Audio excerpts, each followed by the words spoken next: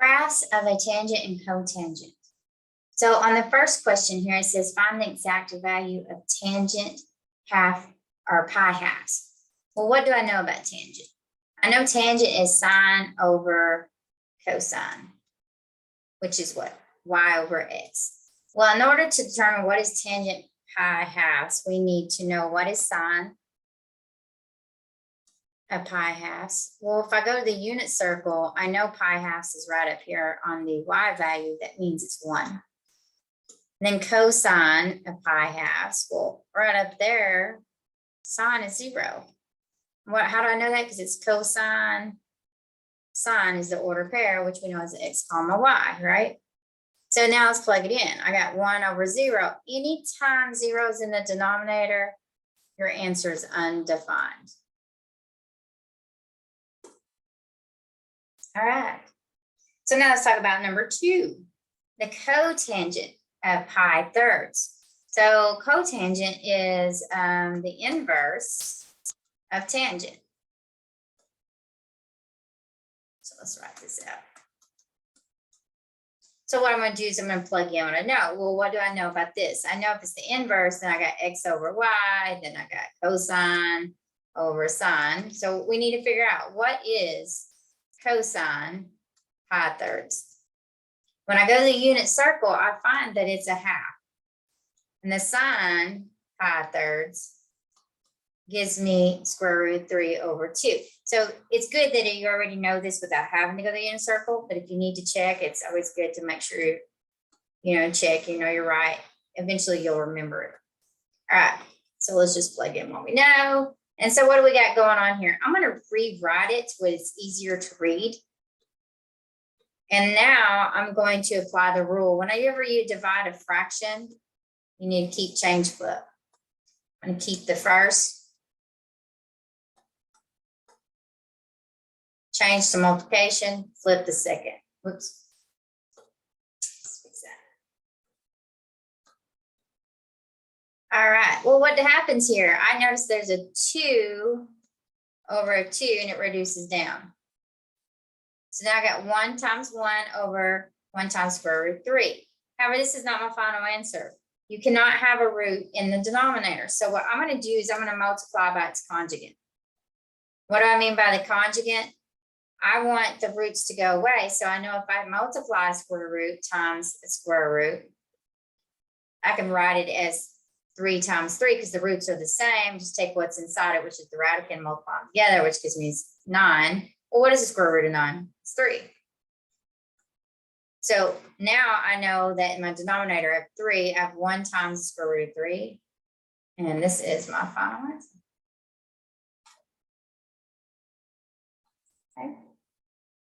Number 3, find the approximate value of this expression. So I have cotangent, and again, we know what cotangent is, the inverse of tangent.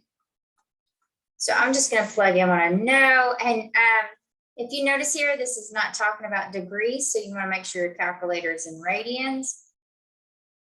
And when I type it in my calculator, it's round to the nearest tenths. I get approximately 1.7. Okay, our next one said, okay, so what are we going to do? We're going to find the period of this function, find the period of this function. Well, what do I know? Well, we're working in tangent and cotangent. So that means the formula is going to be pi over b. If it was sine or cosine or secant or cosecant, it would be 2 pi over b, but not for tangent and cotangent. So now we need to know, what is b? Well, if you'll look, the coefficient on x is 6 pi. So I got pi over 6 pi. And my pi's reduced, right? They go into themselves one time. So now I got 1 over 6, and I have a period of 1/6. And that is the period of that function. All right, now let's move on.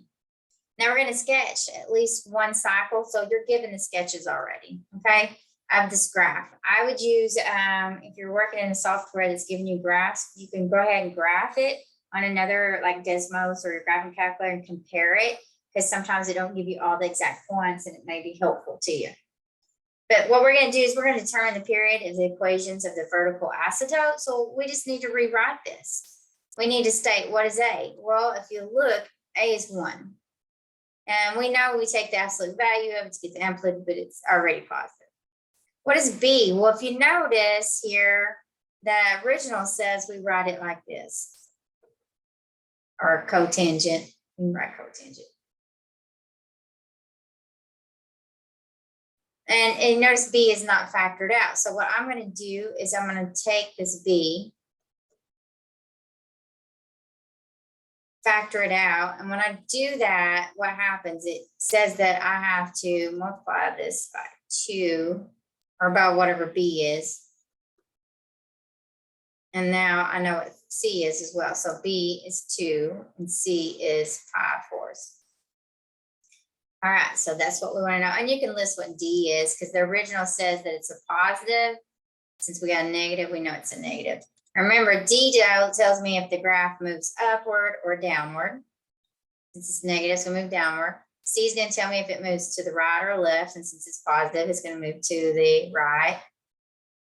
B is the period of, the cycle, and then A is the amplitude, so from here to here. All right, but since it's cotangent tangent, it goes here to here. All right, now let's determine the equation of the vertical asymptote.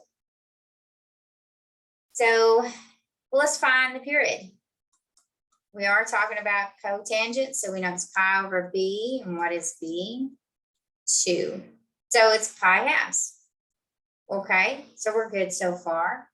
We answered this question up here, I believe, yes, right here.